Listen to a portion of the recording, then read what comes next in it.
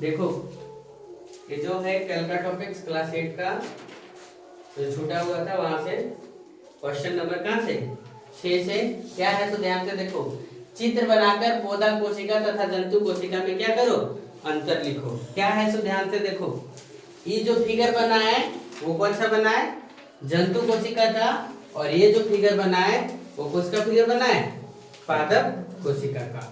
लिख देंगे तो यहाँ लिख देते हैं क्या, जंतु कोशिका, और इधर क्या लिख देते, पादप कोशिका।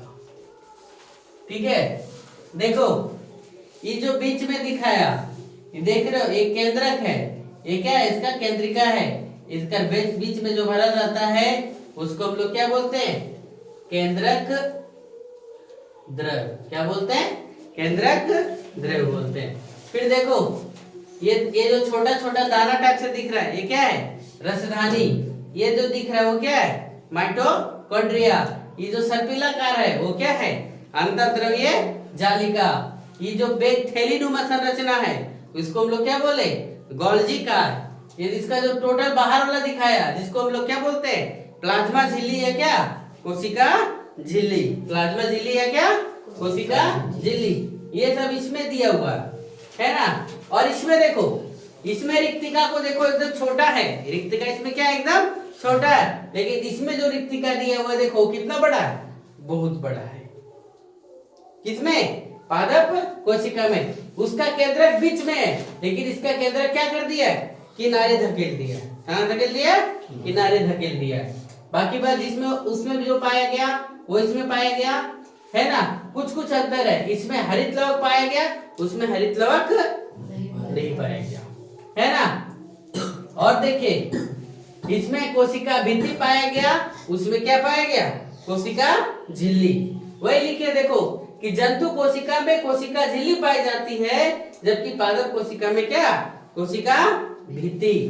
पादप कोशिका में हरित लवक पाया जाता है। क्या लिखे, ध्यान से देखो। पेड़ पौधों वाला कोशिका जो होता है पादप कोशिका, उसमें क्या पाया जाता है, हरित लवक पाया जाता है, जबकि जंतु कोशिका में हरित लवक नहीं पाया जाता है। फिर क्या लिखे देखो, जंतु कोशिका में केंद्रक बीच में होता है। जंतु कोशिका में केंद्रक कहां पर, बीच में होता है, लेकिन पादप कोशिका में कहां पर, किनारे में होता है। जंतु कोशिका में रिक्तिका नहीं पाई जाती है, यह बहुत छोटी पाई जाती है ना। और तो यदि पाई भी जाती है तो बहुत छोटी, लेकिन पादप कोशिका में रिक्तिका जो है वो क्या, बड़ी रिक्तिका पाई जाती है। ये दोनों के बीच में क्या था, डिफरेंस था, विथ फिगर के साथ। चलिए नोट करो।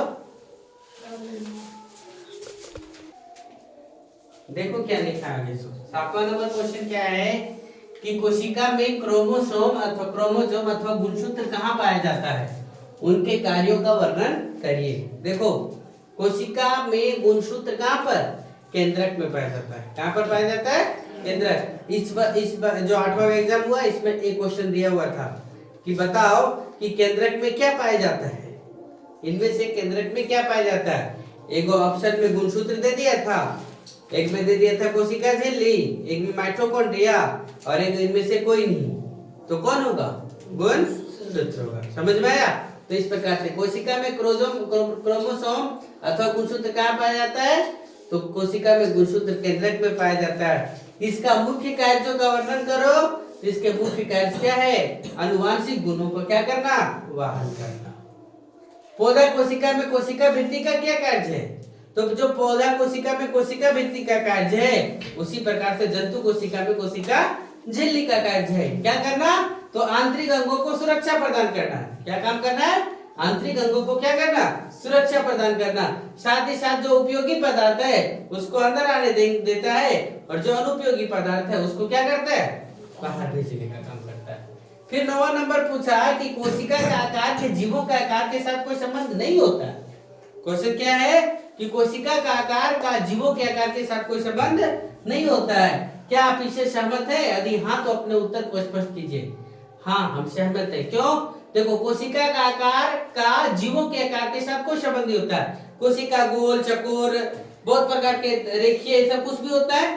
तो कई कोशिका मिलकर के क्या करता है, एक जीव का निर्माण करता है। इससे हम सहमत हैं, क्योंकि कोशिका जीवों की छोटी इकाई है। कोशिका जीवों की क्या है? छोटी इकाई है। संरचनात्मक एवं क्रियात्मक इकाई है। कोशिका क्या है?